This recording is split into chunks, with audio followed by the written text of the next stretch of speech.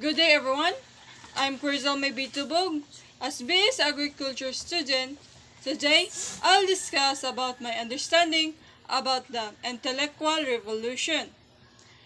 The term intellectual revolution is used to refer to the work speculation about the nature in the period before Socrates, roughly 60 to 40 BCE. Hence, the alternative technical terms are pre-Socratic or non-theological or first philosophy. This is the period where paradigm shift occurred. It is the scientific beliefs that have been widely embraced and accepted by the people we challenge and oppose. Copernican Revolution. The Copernican Revolution was a pretty big deal. People used to believe that everything in the universe revolves around the Earth. Along came Nicholas Copernicus, a philosophy mathematician and astronomer who rocked the existent paradigm of the time and changed everything. In 1543, Nicholas Copernicus published his thesis on the revolution of heavenly spheres, which presented a heliocentric model of the universe. It is about 200 years for a heliocentric model with the sun at the center of the solar system to replace the Ptolemaic with the postulated the Earth to the center completely. Darwinian Revolution. The Darwinian Revolution was considered to be one of the most controversial intellectual revolutions of its time. In 1859, Charles Darwin, an English naturalist, biologist, and geologist, published his book on the origin of species. Darwin's theory of evolution declared that the species survived through a specific process called natural selection. This is the process by which organisms change over time as a result of change in their heritable physical or behavioral traits. These species that successfully adapted the changes of their natural habitat and reproduced, while others that failed to evolve and reproduce died off.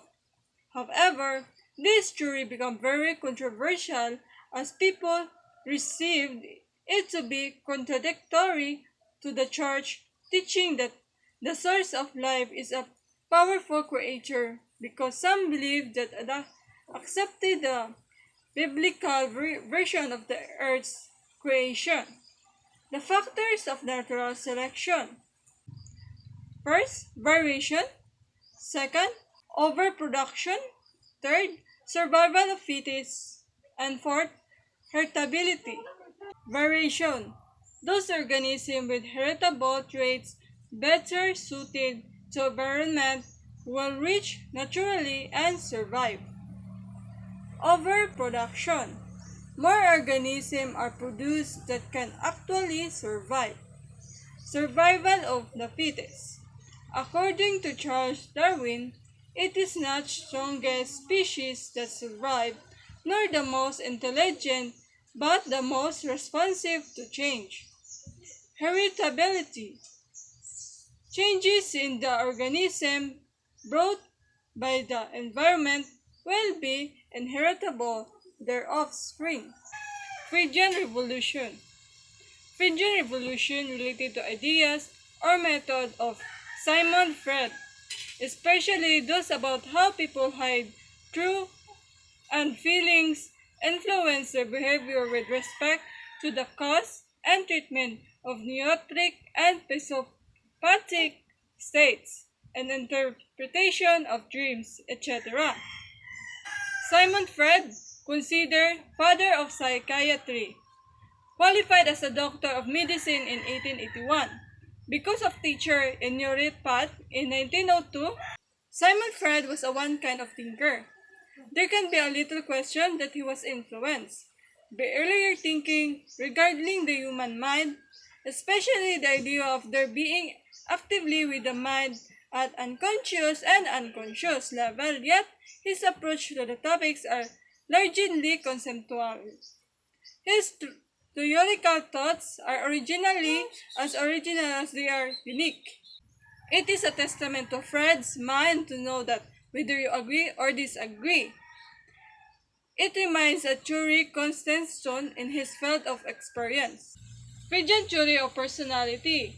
The adult personally emerged a common site of early childhood experience based on how these experiences are consciously and unconsciously processed within human development stages, and how these experiences shape the personality.